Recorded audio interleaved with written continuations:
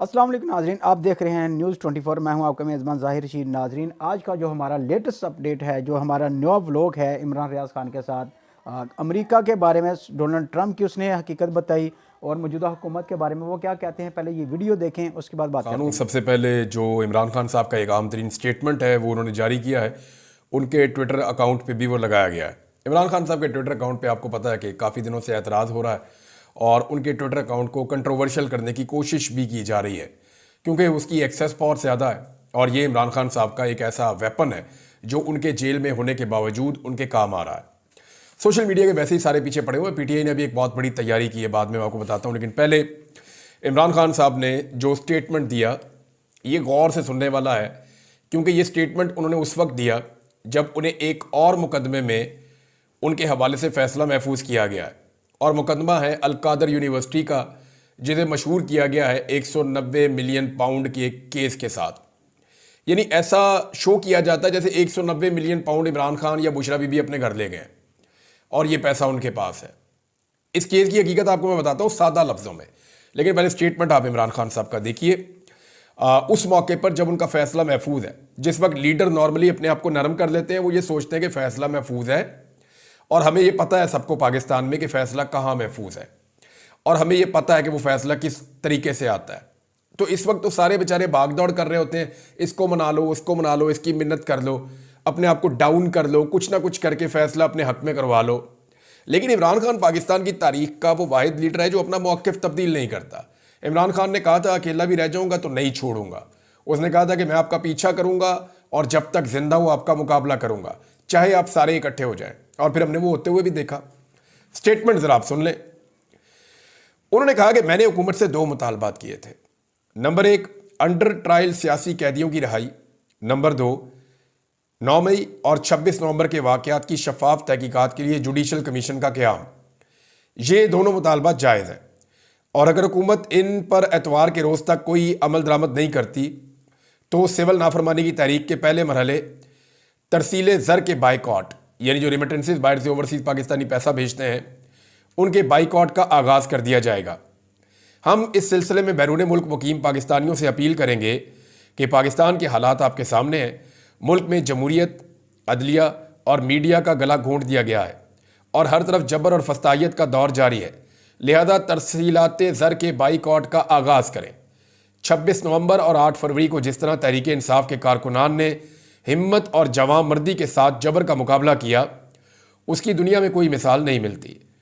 1971 में अवामी लीग के बाद तहरीक इंसाफ दूसरी जमात है जिसे इस किस्म के रियासती जबर का सामना करना पड़ा, लेकिन इसके बावजूद इंतखाबात में तारीखी जीत हासिल करके और 26 नवंबर तक मुसलसल जिद्दोजहद जारी रखकर तहरीक इंसाफ ने तारीख रकम कर दी है।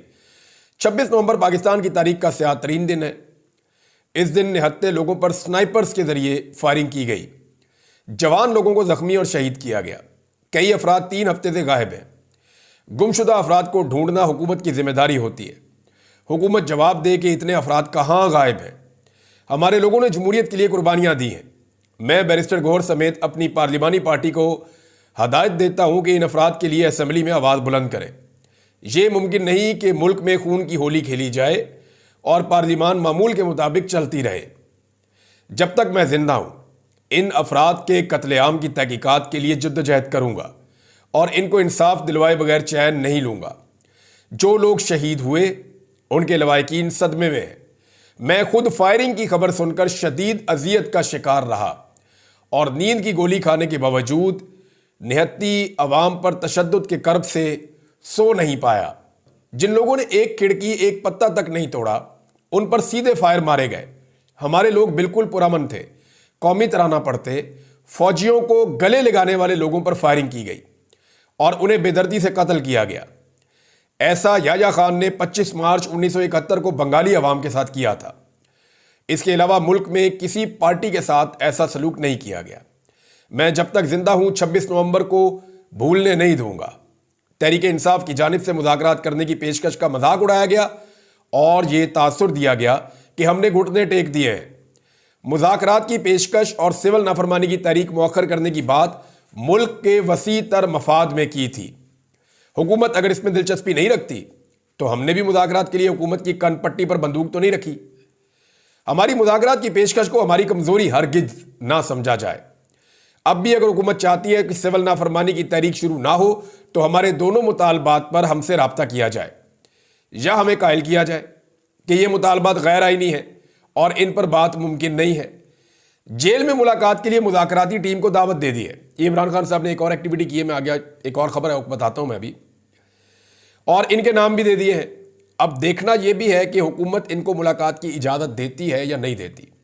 हुकूमत बार बार जो इल्ज़ाम लगाती है कि सिविल नाफरमानी की तहरीक में मुल्क को निशाना बनाया जा रहा है, तो ये याद रखें कि ये मुल्क को नहीं, इस बोगस पार्लियामेंट, बोगस इंतखाबात के नतीजे में बनी असम्बली और सेनेट को निशाना बनाया जा रहा है। ये हुकूमत लोगों के वोटों से नहीं बल्कि साजिश से बनी है। जनरल बाजवा ने हमारी मुंतखब हुकूमत के खिलाफ साजिश की और पाकिस्तान को 42 अरब डॉलर्स का नुकसान पहुंचाया। इस हुकूमत ने आईटी इंडस्ट्री और दीगर शोबों को बेइंतहा नुकसान पहुंचाया है, जिसकी वजह से अवाम इस हुकूमत से बददिल है। मईशत तबाह हाल है और कारोबारी तबका और सरमायादार अपना पैसा बैरून मुल्क ट्रांसफ़र कर रहे हैं। ये जी इमरान खान साहब का स्टेटमेंट है और जो डेवलपमेंट है वो मैं आपके सामने रख देता हूँ। इमरान खान साहब ने फौरी तौर पे अपनी पार्टी के लोगों को बुलवाया है, ख़ास तौर पे वो लोग जो मुज़ाकराती टीम के मेंबर हैं, और ये बड़ा अहम इमरान खान साहब ने कदम उठाया।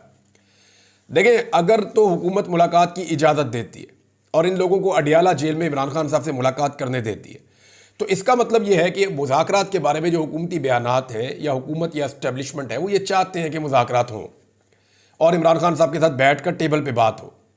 और अगर वो ये मुलाकात रोकते हैं तो इसका सादा सादा मतलब ये है कि वो दोनों मुज़ाकरात नहीं चाहते, सिर्फ मुज़ाकरात को इमरान खान साहब की बदनामी के लिए और इसलिए इस्तेमाल कर रहे हैं कि ये कहा जाए कि इमरान खान एक जमहूरी आदमी नहीं है, वो बैठकर बात करने में यकीन ही नहीं रखता, लिहाजा वो मुलाकात नहीं करने देंगे।